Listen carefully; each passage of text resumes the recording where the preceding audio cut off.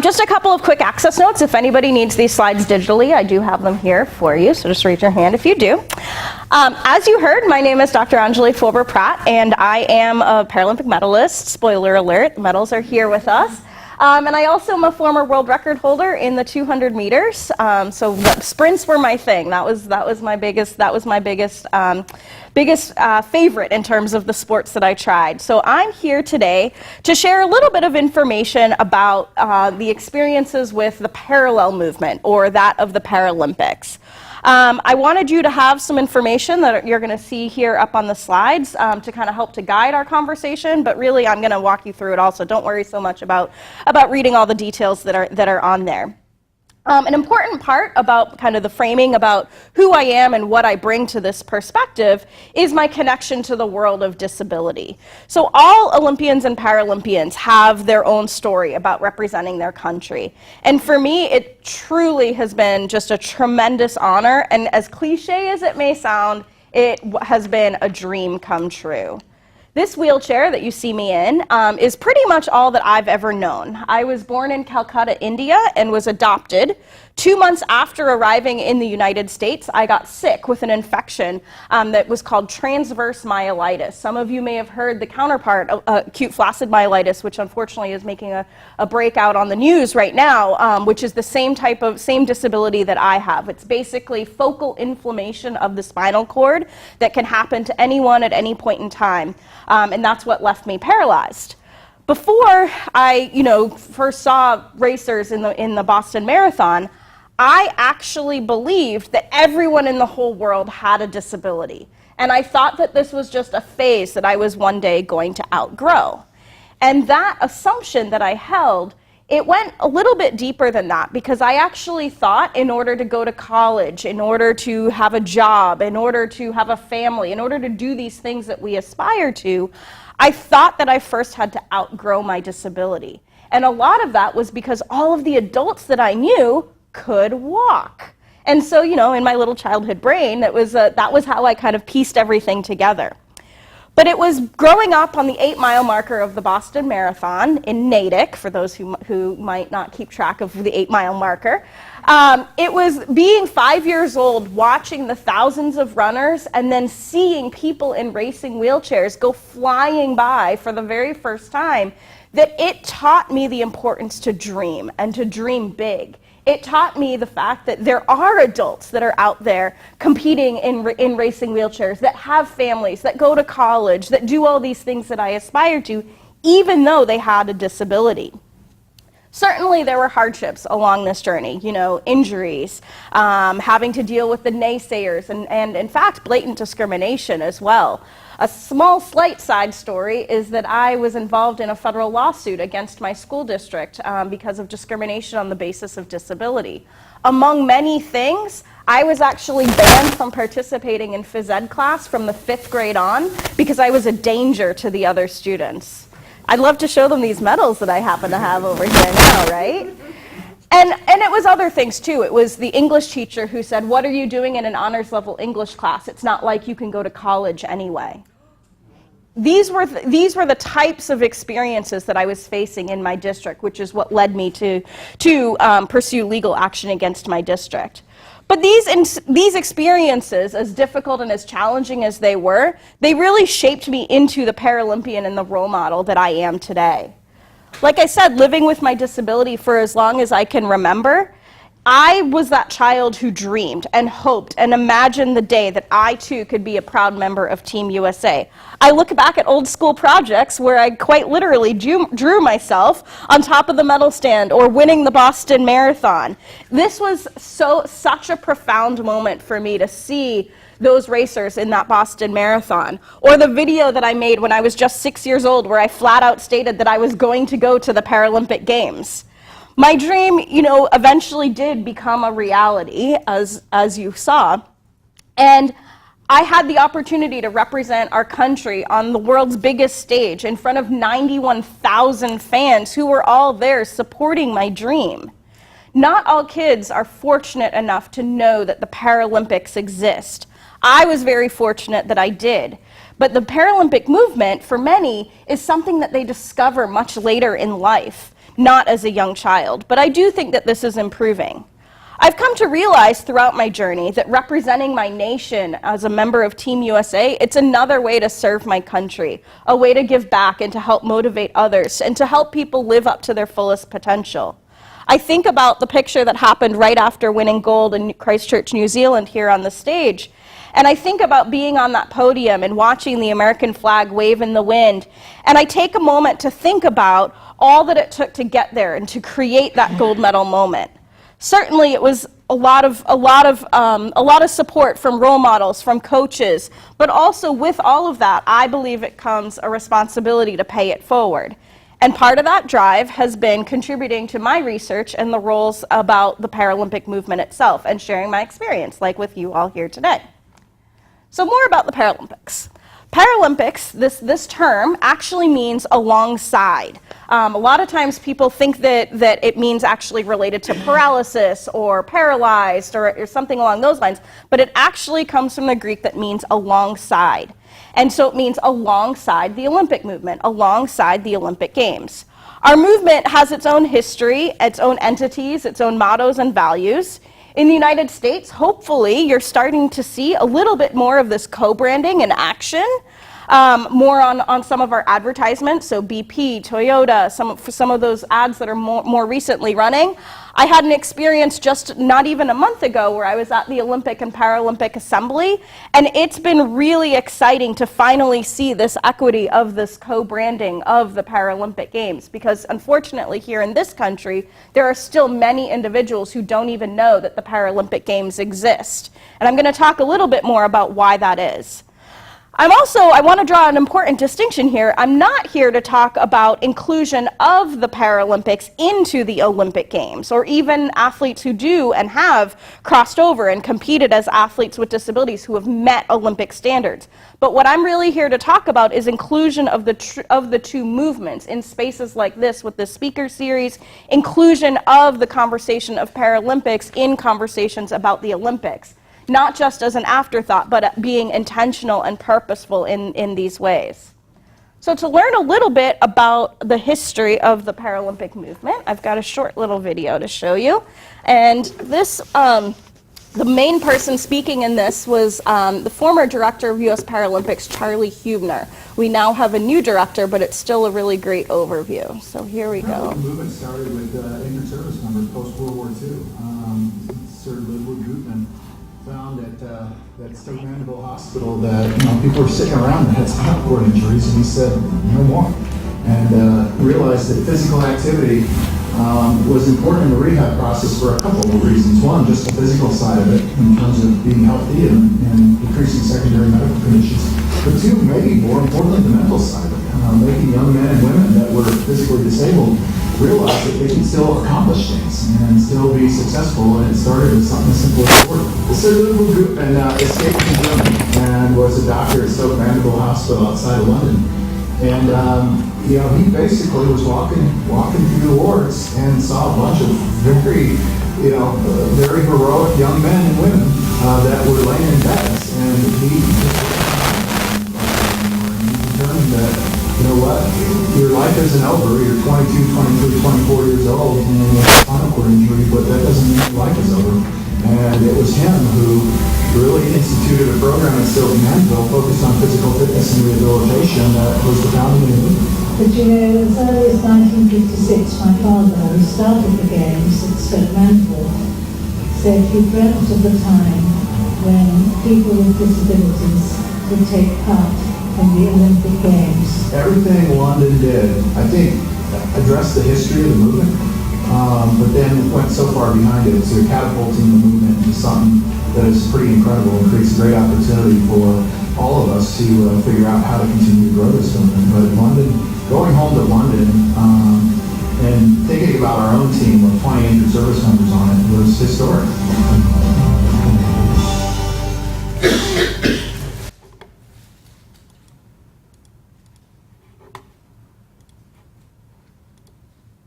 All right, so what we saw here was just a brief overview of kind of the history of the games. And so as we saw there, the Paralympics is elite level competition for athletes with disabilities. That's the main takeaway.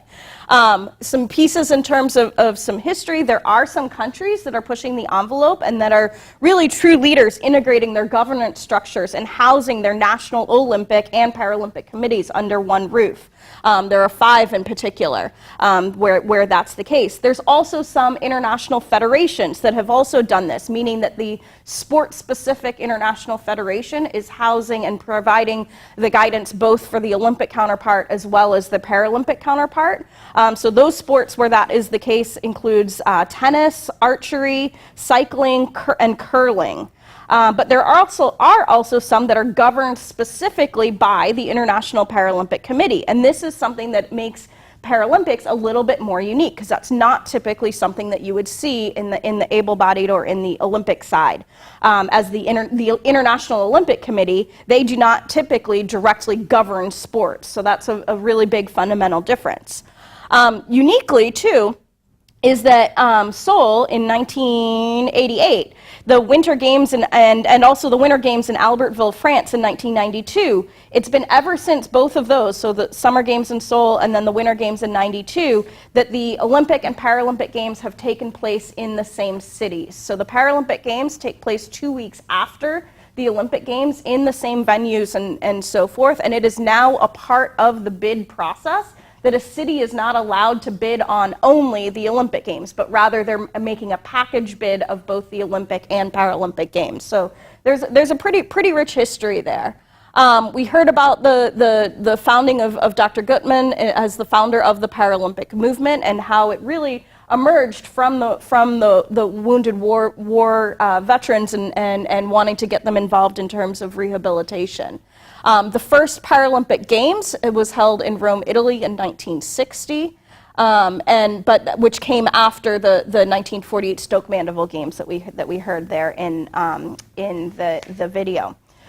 So this agreement, though, between the different cities and so forth, to me, that's a really prime example of inclusion and the complementary nature of the two movements, and also how policy was enacted in order to push this. So it's certainly something to be mindful of.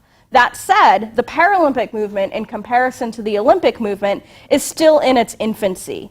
The IOC was formed in 1894, whereas the International Paralympic Committee was formed in 1989. That's almost 100 years later.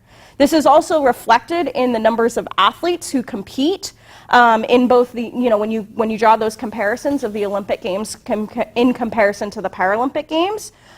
Here we see some different numbers, specifically from Paralympic game participation from Pyeongchang and also in London and Rio there in 2016.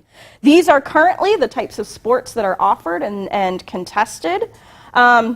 And here's a little bit of more detail in terms of some of the types of equipment that you might see in the Paralympic Games. So you saw some of this in the video that was shown, but it just kind of goes to highlight some, again, fundamental differences that the Olympic Games aren't necessarily dealing with.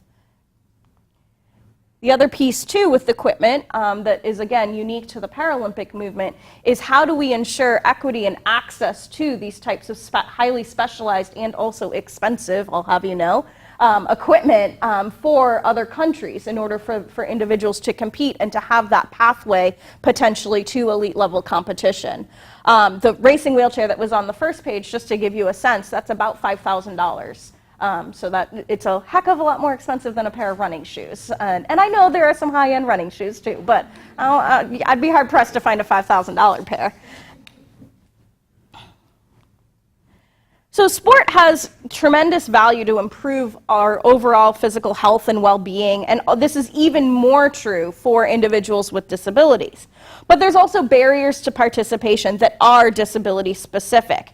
In order to reach that pinnacle of sport, you have to start somewhere. Again, this is something that I believe is also a fundamental difference between the Paralympic movement and the Olympic movement. It's not to say that the Olympic movement doesn't care about, youth sport and sport at that very fundamental developmental level, but they're such a bigger organization and movement that they're not typically directly doing that type of work. The United States Olympic Committee is solely focused on the Olympic side on their elite level athletes, whereas on the Paralympic side, we are doing this grassroots pipeline work simply in order to have the numbers, in order to be able to field a team, a strong team at the Paralympic Games. So we see some of the barriers, and this is specific to the United States. Costs of program equipment, transportation to get to and fro from the facility, how to exercise, where to exercise, availability of fitness centers. That's something that every time that I move to a new city, it's shocking to me that they want, $200 of my money per month, but yet they might not even have a simple upper body ergometer machine for me to be able to do a basic cardio, but they're really excited to show me all these hundreds of treadmills. And I'm like, really? I don't think that I should be paying you $200 a month for me to join here. And so it's just that fundamental level of no wonder there aren't as many individuals with disabilities who kind of go through this pipeline because of all of these different barriers. Energy and motivation, some of these are also disability specific. So think about if you were constantly being faced with these access barriers, how you may all of a sudden be far less motivated to pursue physical activity and exercise and so forth. We also see the same type of sentiment in other countries as well. So there's some statistics from the UK. We unfortunately also see that there are discrepancies between individuals without disabilities and with disabilities in terms of being at greater risk for secondary health conditions. We also see that youth with disabilities are twice as likely to be physically inactive than their non-disabled peers, and obesity rates are almost 40% higher in youth with disabilities in comparison to youth without. This knowledge, again, is fundamental to when thinking and talking about the Paralympic movement, because our movement encompasses both developing athlete pools and talent pools and elite level competition. We don't have that infrastructure of our NGBs that are doing this work, or of the international federations. I mean, I would love to have youth soccer and to have Little League and to have those types of amazing club infrastructure where they're doing this on the ground work, but we're just not there yet in terms of that 100-year discrepancy between the movements. But we're pushing sport to improve health and to promote disability rights, inclusion, and accessibility here. So as I mentioned, the United States Olympic Committee is unique in that we do not receive government support for our Paralympic program. So this is also very different from other countries in terms of their support of the Paralympics. It's in other countries, it's actually written into their legislation, whereas here in the United States, the U.S.A. is considered a non-for-profit. And so there is not governmental funding that's going specifically to that. Also, unlike on the Olympic side, U.S. Paralympics itself is the national governing body for 6 different sports. And so you see the sports listed there, and track and field is one of them. So what that means is where you see U.S.A. Track and Field, which is a huge organization that governs track and field on the Olympic side, they don't really do much of anything in terms of the Paralympic side. So again, it raises these very strong differences because of our high performance director for track and field in the United States supporting Paralympic athletes is also the ones working with coaches around the country, developing performance standards, doing all of these things, more so than just fielding a national games team or world championship teams and things like that. So they're actually the governing body for our Paralympic sport that we see here. So a couple things about terminology that I just wanted to kind of give a little bit of real talk, so to speak, about. Paralympians, sometimes this term gets thrown around just because it's an athlete with a disability, but the same way that Olympians are only athletes who have reached the pinnacle of their sport in terms of making it to the Olympic Games, the same is true for Paralympians. So Paralympians are athletes with disabilities who have competed in the Paralympic Games. Athletes with disabilities are classified based on the sport that they are competing in and the nature and the level of their injury. So on the cards that I handed out, like you see that I'm listed as a T53, and you might be wondering, what the heck is that? That's what that means. It relates to classification. And so what that means is that I, as a wheelchair user, I'm not racing against somebody who's blind or somebody who is an amputee running on a prosthetic, because that wouldn't be considered a fair race for different reasons. And also, for those within the wheelchair classification, so that's the 50s, it wouldn't be fair for somebody like me who has full arm function and hand function to be racing against somebody who's a quadriplegic. And so there's a difference in terms of the numbering of those who are paraplegics versus quadriplegics based on the level of injury on your spinal cord. And so that's just one example. The Paralympic Games are not the same as Special Olympics, so that's another thing that commonly gets confused and misunderstood. Special Olympics is a great organization, and I support Special Olympics in a lot of the work that they do. Their mission is different, so they're really focused on getting everybody out there playing and sort of an everybody wins, everybody participates type of a mentality and a model. It's not the same as elite level competition where there are world records and medals and things of that nature on the line. And then again, the same thing in terms of terminology. Paralympians are not the same as Special Olympians, so like to point that out. As we've seen, the Paralympic movement is gaining quite a bit of momentum, but I also think that there are a few things that are worth mentioning that are unique about the Paralympic Games. So I'm going to show this video here shortly, but before I do, I want to talk about the other things that are here on this slide. So performance doping. So doping, first of all, is something that all sports and all movements, unfortunately, have to deal with. Typically, we think of doping as in drug scandals and taking medicines or drugs in order to boost your athletic performance. But specific to the Paralympic side, we also see this thing called performance doping, where athletes may fake it in that classification process that I was describing to you by downplaying their limitations when in front of a field of medical classifiers in order to put themselves in a different classification to have a competitive advantage. So that's one type of performance doping. We also see this thing called boosting. Boosting is practiced by some athletes who have spinal cord injury who want to increase their blood pressure and therefore enhance their performance. So due to the nature of certain spinal cord injuries, if you're not able to feel your legs, if you become injured at a place lower than your level of injury, your body still has a physiological response to that injury. So if I were to stab something in my leg right here, right now, that would cause an increase in my blood pressure because my body is concerned about the impaled object that I've put in my leg. And so this increases blood pressure, and this is called autonomic dysreflexia.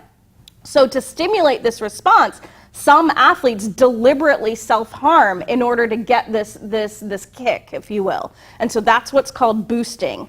That one was, of course, an extreme example, but other ways that boosting kind of is shown is through breaking your toes purposely, having really tight-fitting clothing, or overfilling your bladder. And I know this may sound really extreme, but when medals are on the line, that's what we see in terms of what some Paralympic athletes will do in order to be successful and to reach this pinnacle.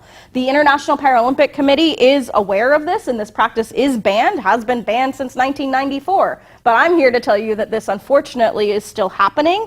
And Dr. Sherry Blauette, she is also a Paralympian. She was actually one of my co-competitors.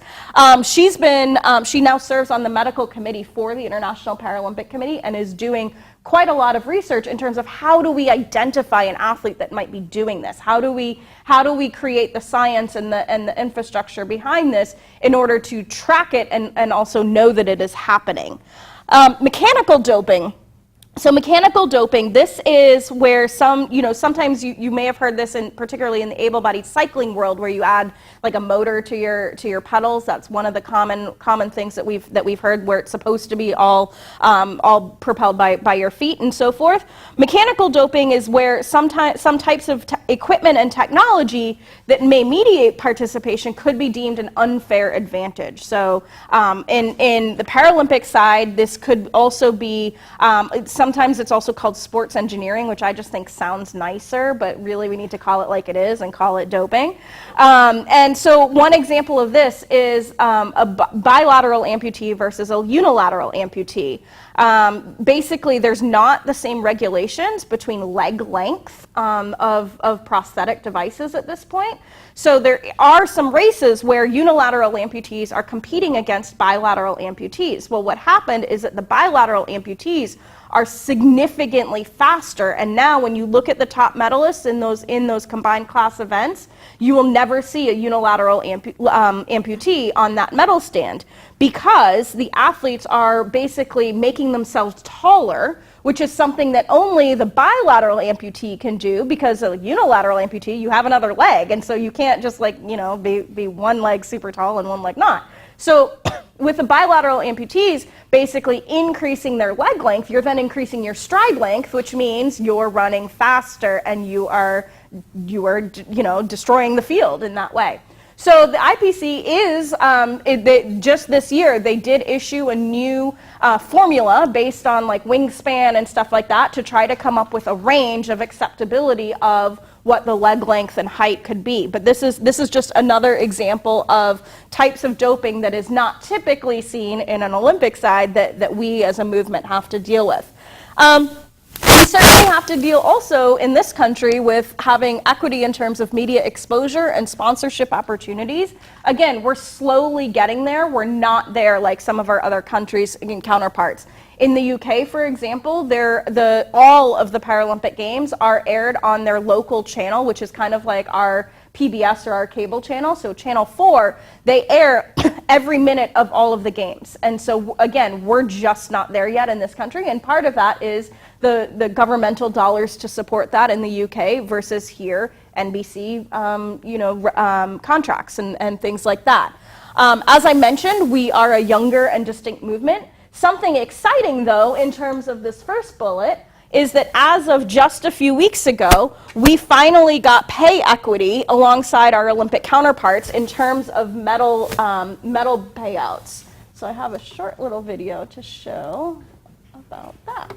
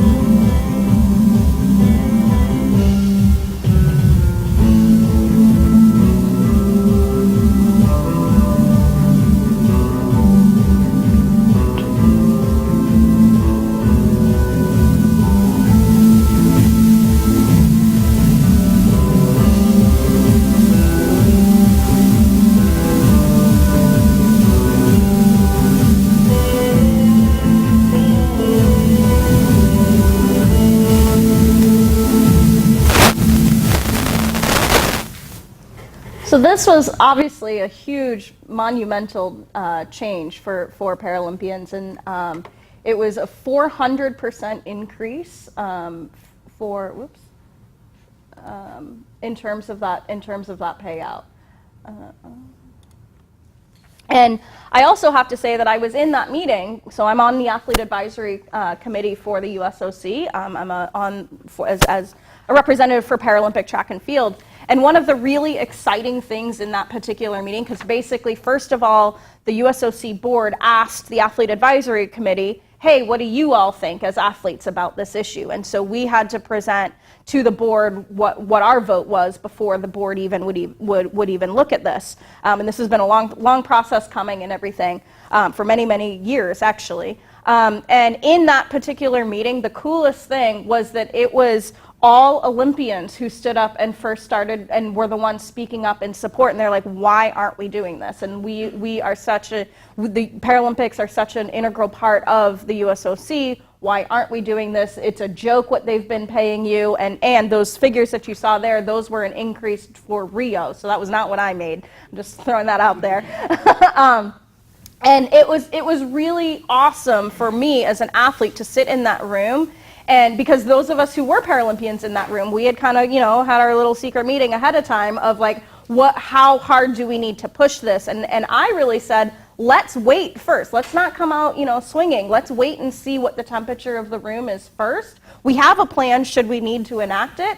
But it was really awesome to see that level of support, which then went, as you saw, to the board and was passed later on that same afternoon. So all of this work also feeds into some of the work that I do internationally. So in developing nations where rights and protections for disabled people are often non-existent or rarely enforced, sport can be a real strong catalyst for change. I've seen this in some of my own work where that power and the role that sport can play in order to put disabled people on the map, simply for opportunities for education, opportunities for healthcare and employment and things of that nature. We do see a large number of the world's population has some type of disability, but an overwhelming of that percentage are coming from developing nations. So this is just some highlights, mostly pictures. I'm not going to go into the specifics of all of these research studies, but some pictures about what I've done in some of these other countries to help to develop Paralympic sport. Again, this has been really fundamental in terms of how can we make sure that we're bringing with us these other nations in the Paralympic movement. So I did interviews with athletes in Bermuda, Ghana, and Zambia, and I'm actually getting ready to go in a week and a half to India with a program through the U.S. State Department. It's a Sport for Diplomacy program where we are going to be working with coaches on the border of India and Pakistan and looking at the role that sport can play in areas of conflict, and I'm also adding the disability perspective to that. So I'll be hopefully adding some interviews with some Indian coaches to this list as well. And so that's kind of the next bullet point that's not yet on this slide.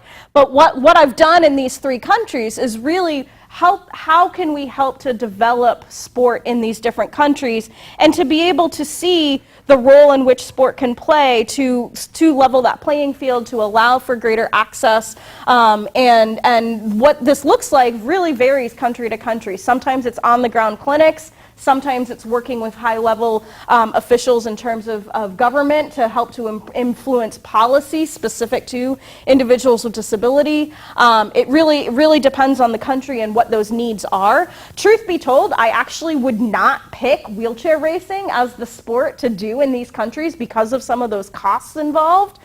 So I spend a lot of time working with folks on the ground of, hey, where is the excitement in your country and what sport is it that you already have those coaches and stuff like that? Yeah.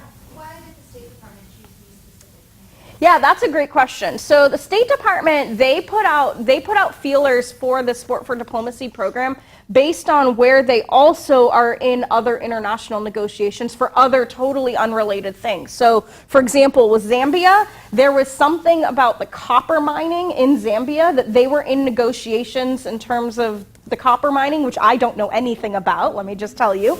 but it opened the door for this humanitarian type of work related to disability. So with Zambia, I had a week's notice and was told, hey, can you go to Zambia next week and do this clinic with these teachers and coaches and individuals with disabilities? I'm like, sure, let's make this happen. So, and then for India, this one was a specific grant call from the embassy actually in India that wanted to have this call. So it was a call that several universities responded to. So that one was a little bit different. So it tends to vary. And then Bermuda and Ghana, those were just personal contacts for me that I had. So for me, it was Jean Driscoll, that one of those childhood heroes that I saw competing in that Boston Marathon. She had done a lot of work in Ghana previously and had said, hey, I'd like you to join my team. Would you be interested? Bermuda, that was actually a tip from folks and actually our neighbors to the north in Canada. They were going to be doing some work in Canada and asked me if, and they had heard about the work that I had done in Ghana, and they had said, hey, would you be interested in coming with us to Bermuda? So that was kind of how those all came about. So from these interviews, again, across these 3 different countries, we do see that sport plays a tremendous role, specifically in relation to perceptions about disability. So if we're trying to move that needle and to not just educate about the Paralympics, but also the capabilities that individuals with disabilities have, sport can be a really important piece in that. So just a couple of examples. This one woman from Ghana, because of her involvement in sport, she said to us, now my family talks to me. Just take a minute to think about that. I mean, because of the nature of her disability, she was excluded from everything related to the family. And in Ghana, it's very customary to have family meetings to discuss important family business and things of that nature. And she was not invited to any of those conversations. And she ended up, going on to be, representing her, not just her country, but her family in such a big way at the Paralympic Games. So her story was just amazing. Another athlete, we are the voice for the voiceless. So many of these athletes, they really feel that tremendous pride and honor representing their country, but also being able to share that with others.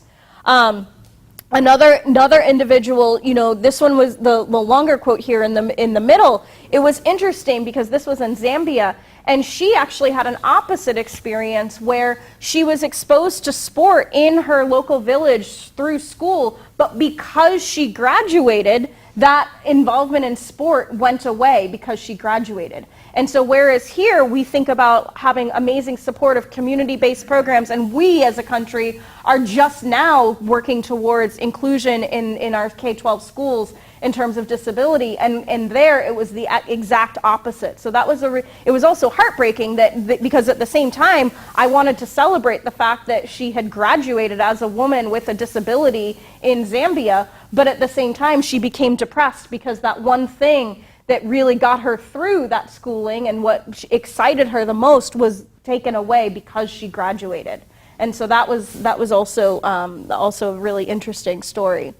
So newly published, there's a Handbook of Paralympic Studies, which again it goes to show this is the first ever handbook on Paralympic studies, I'll have you know, that Paralympic studies is becoming its own kind of discipline and field and so forth. I had a chapter in this particular handbook where I talked about multiple oppressions seen across the Paralympic movement. The same way that our Olympic counterparts are working on more inclusion of women and girls in sport, we also see that discrepancy, like I shared in those 2 stories, in terms of Paralympic opportunities, especially in these developing nations. But I think that it's exciting that we're seeing more and more excitement around this as an academic area. And lastly, I just want to talk briefly about some of the international charters and policies that do exist. So there are international policies that relate specifically to disability and what this means for disability sport. Of particular note is the UN's Convention on the Rights of Persons with Disabilities, which I think is actually on my next slide. Here we are. So Article 30.5. So this specifically calls out the rights of people with disability to participate on an equal basis with others in recreational, leisure, and sporting activities. So this is a huge win for individuals with disabilities in terms of countries that adopt the CRPD and what this can mean for athletes in these particular countries. We are still trying to, to unpack what this means and what this actually looks like in terms of in these countries, specifically the ones that I've worked in. Here in the United States, there's also U.S. specific legislation that relates to disability that dates all the way back to 1968. Most recently, in 2013, there was a Dear Colleague letter, which was issued by the U.S. Department of Education, that requires equal access to extracurricular athletics, club, and interscholastic, including varsity athletics, in K-12 schools. And so this was a huge letter that I'm now a part of a task force in terms of how do we actually help to implement this. And it's been a process that quite literally is state by state. But it's exciting because, again, when I go back to that movement of the grassroots movement and the pipeline, to me, that K-12 piece is a fundamental missing link. To give you a sense, too, though, it doesn't stop there. Because we also have to have college and university programs that are also open and accepting to supporting our athletes with disabilities. To give you a point of perspective, the University of Illinois, which is where I did all 3 of my degrees for a reason, is the only school in the country where collegiate level wheelchair racing is recognized as a sport. So the only one in the country. At the University of Arizona, they do have wheelchair racing, but it's club sport. At Illinois, it was considered varsity, and there were scholarships involved and so forth. So that gives you, and again, that's only 2 universities in the entire country when you think about that pipeline and that piece. The University of Illinois it is a powerhouse in terms of generating and producing Paralympic athletes across multiple sports, wheelchair racing, as well as wheelchair basketball, in the past rugby as well. So much so, and I don't remember the statistic from London, but from Beijing, if University of Illinois current athletes and alums, if we had been our own country, we would have been top 3 in the medal count worldwide. Yeah, which is pretty cool to be a part of that program, because literally athletes from other countries come to take advantage of the facility and the coaching and the amazingness there. All of this, it kind of gets boiled into what I can call this continuum of inclusion. So on the far side, inclusion being embraced as the norm and seen as a catalyst for change. To me, this is where we want to be, but I recognize we're not there yet. And in some of the countries that I work at, we're somewhere in the middle. For some aspects here in the U.S., we're somewhere in the middle. But I like for us to think, again, proactively, so that the Paralympics is not considered the afterthought, but that it's intentional in these conversations, and that it's intentional that we're thinking about Paralympics and where it can bring us in terms of that growth. When we think about what this has the potential to be, that's where I want us to focus on. Whereas, on the other end of the spectrum, sometimes inclusion starts off as being a simple policy where it's just, hey, we have to do this because that legislation tells us so. And that can only get you so far. And so that's what I hope this slide goes to show. So in conclusion, sport paves the way for athletes with disabilities to be role models, to be leaders, to be contributing members of society. Sport can be that catalyst for social change. Paralympic sport must be fully integrated into all governance structures, programmatic activities, and that long-term vision and goal. Having the policy alone is not enough. We all can use that continuum to really gauge where we are at today and hopefully where we want to be. And to leave us with this thought of, for each Olympic initiative and project or research project that's being undertaken, what is that corresponding component related to the Paralympics? And if we can even simply ask that question, then we're already going to be ahead of the game in that way. So thank you. And I think we have time for any questions and further thoughts from you all, too. Yeah. For the NCAA, just going back Yeah. to collegiate athletics, what is the status or? Yeah, so NCAA, there's been some progress. So the Eastern Athletic Conference probably has the most inclusive structure in place for schools in the Eastern Conference. They have this strong policy saying, hey, we're going to be inclusive, but they don't have the programs and the infrastructure and support yet. But one thing that we're seeing there is that they have the enthusiasm and so forth.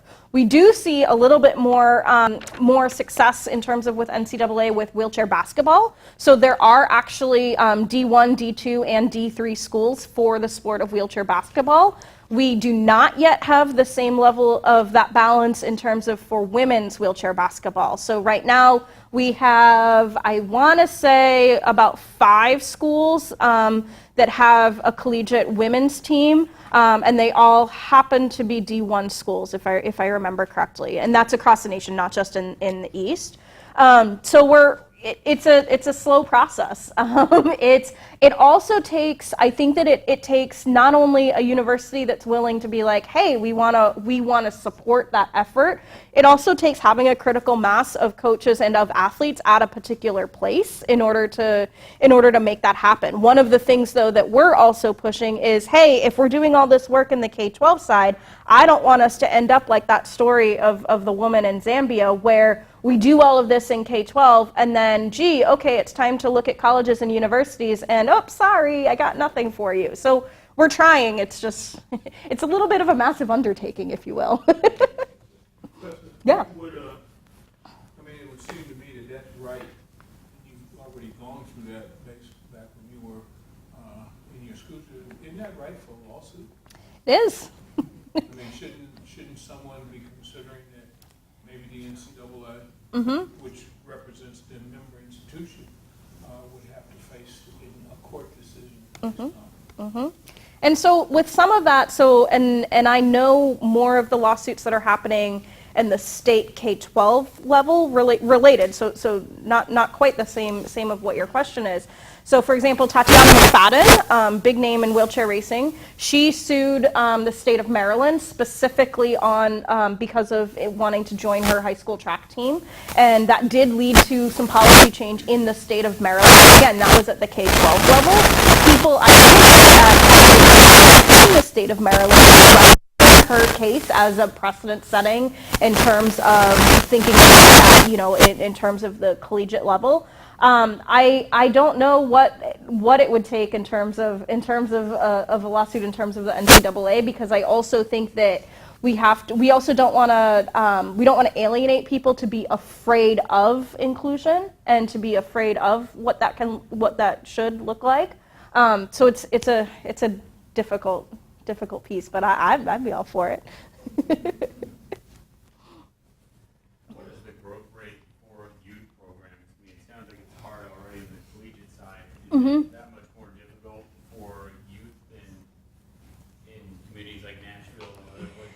Yeah, so one of the things with the youth programs is, first of all, is it a disability-specific organization? Is it a sport-specific organization? And so forth. Here in Nashville, we have an amazing organization called Able Youth, and they're really the primary organization that's providing youth with disabilities sporting opportunities. But that's also a separate, so it's around wheelchair basketball, around wheelchair racing, so it's more of a segregated model that is disability-specific sport. You see organizations like Special Olympics that actually has a unified sport program, and they're doing more inclusive-based programming in our schools for youth for students with disabilities alongside non-disabled peers, and that is something that we're looking at, especially on this task force. The other piece that I think that we see is that there are some community-based disability sport organizations that are great and have been doing this forever and ever and ever, and they're really strong leaders.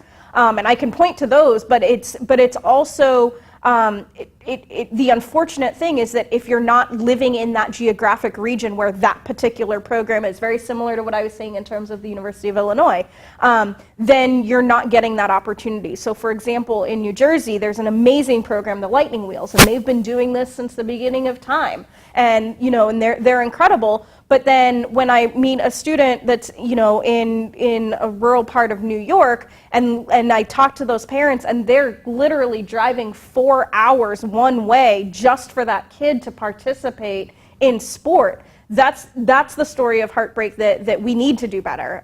Because, and I know that it's not going to be the same as, oh, you just go up the street for your local Little League and that it's, 5 minutes up the road. I do understand that just in terms of that volume and that number, we're not going to ever be at that level. But if we can think about, and what we've seen in some particular states is think of it as regions, right? And so think about ways in which we can draw regional individuals so that, hey, this particular school has the equipment and the coaching staff, for example, and the community-based program is in that area, and so they're able to provide some supports and so forth. So maybe for some individuals, it's going to that school for the extracurricular sport, and so they're still having that exposure and so forth, but not dealing with some like a 4-hour one-way commute.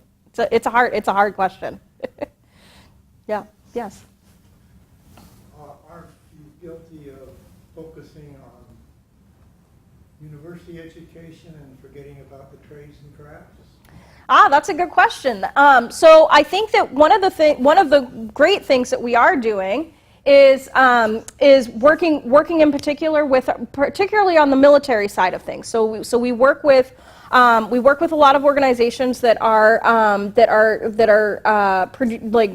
military schools and things like that in order to find Paralympic athletes. We are also doing a lot of programming in hospitals where you do find some individuals that are not headed to collegiate level or university level education. So we're trying to partner these pockets that has both the community component, a hospital component, and as well as the collegiate and university level. I'm not aware of specific infrastructure and support at specific technical schools and colleges that has the athletic component, but if there are, I think that there's certainly people that would be more than willing and would love to take that up as a potential opportunity. I do know that we tend to find in our community-based organizations that they are meeting that need. So when you look at the survey of individuals, of young adults who are participating in, say, that Able Youth program, for example, or one of the Disabled Sports U.S.A. chapters,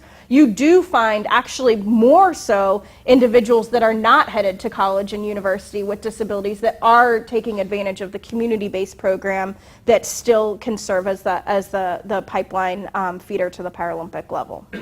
So not a great answer, but yeah. What was the catalyst for the University of Illinois to get so involved? And second part of that question is, how does it affect the financials in the athletic department? Yeah, that's a great question. So a crash course history on the University of Illinois. So they opened their doors to students with disabilities as students. So, but it was actually through the athletics that was what led to the university opening its doors to individuals because of athletics. So it was 1948, and it was basically individuals coming back from the war who wanted to take advantage of utilizing the GI Bill and wanted to be able to go to school. There was a loophole that Dr. Tim Nugent discovered and was able to mastermind getting into students with disabilities into the University of Illinois and providing the rehabilitation that was needed in terms of reintegrating back into life. It came with also going to school. So he started the first ever wheelchair basketball program, and then that evolved into some other sports. Interestingly, at Illinois, because of this long history and so forth, and I will also say it wasn't that they opened with open arms back in 1948. It was a fight that Dr. Nugent really undertook himself as a young graduate student, actually himself, and he changed the world quite literally. Interestingly, at Illinois, I think partially because of that history and so forth, the adapted athletics program is actually housed under student life, and so it is separate from the athletics department in terms of budget items and that piece of it. However, what we are seeing now the facility there is now branded as a Paralympic Training Center, so an officially recognized from the United States Olympic Committee. And some of that has also led to some more conversations too about how can the broader athletic department be more supportive and inclusive of the adapted athletics program. So, for example, when I was last there, we would be during our winter time, our indoor time, we would actually be on the same track with the track and field athletes there, and that was something that Dr. Nugent never would have dreamed of. I mean, it was in his day still so separate. So I think we're slowly getting to some of that. In terms of the scholarships and all of that piece of it, it all really came from donors who believed in the program, and because the program was life-changing for so many going back to 1948 to present day, that's really what has sustained that program, which is also pretty remarkable when you think about that.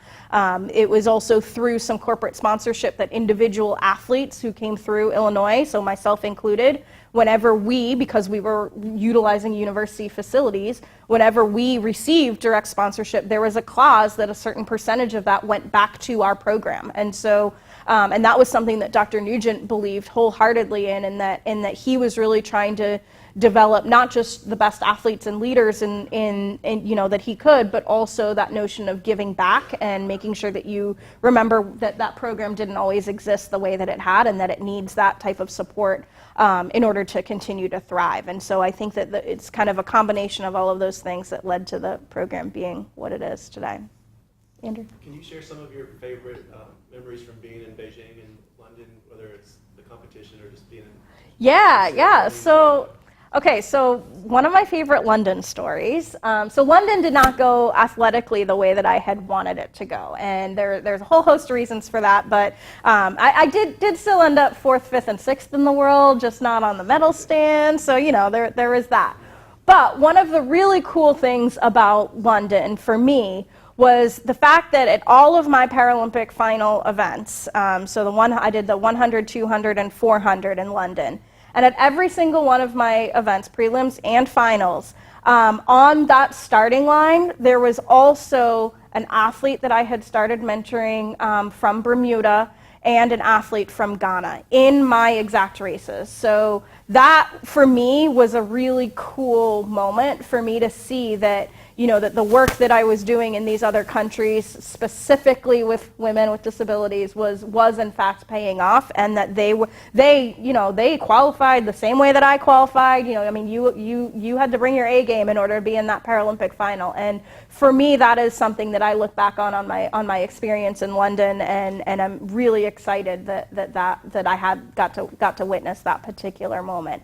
The other piece from London that was also really, really exciting to see in terms of the Paralympic movement, and I alluded to this a little bit with the Channel 4 coverage and all of that, but two things. First of all, you couldn't go to the grocery store without being stopped by many, many people who knew all of your stats. They knew what your events were, what you medaled in, what your times were. I mean, it was unbelievable. And also the fact that we were witnessing Paralympic Games tickets being scalped on the street.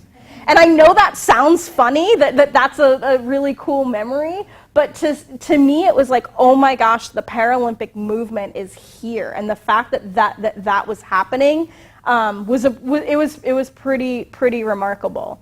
When I think back to Beijing was my first games, and so Beijing, you're kind of like a kid in a candy store, just being overwhelmed by all that is the games. I do remember feeling, first of all, totally overwhelmed by all of that, But the attention to detail was pretty remarkable. So everything from like the sewer drain covers even had Paralympic branding and One World, One Dream. I mean, it was pretty remarkable, the attention to detail and the excitement that the locals from Beijing had, not just about the Olympic Games, but also of the Paralympic Games. And that was also really exciting to see. I mean, we would, for example, we went to the local silk market there in Beijing, and there's not a whole lot of accessible taxi cabs, and I remember I was going with 3 of my teammates, so all of us were using wheelchairs. And at first, when the taxi cab pulled up, he saw the wheelchair and he's like, "Well, I'm not an accessible cab," and I was like, "Oh no, that's okay." Like in Paralympic culture, we tend to let those in power chairs, those who have the greatest need, would utilize, the accessible taxi cab. But for those of us who are able to transfer and take our wheelchairs apart and so forth, that would be what we would do.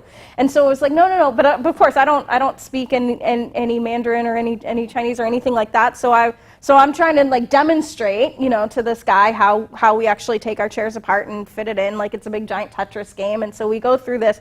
Well, the next thing I know, he gets on the radio and we're like, okay, so are we like in trouble? Like what happened? He was educating all of the other taxi drivers in Beijing about how this would happen and how easy it is. And so then the next thing we know, every taxi driver was not afraid of taking us where it was we needed or wanted to go, but they also had that understanding of how to take apart equipment and what that looks like. So those are two exciting memories.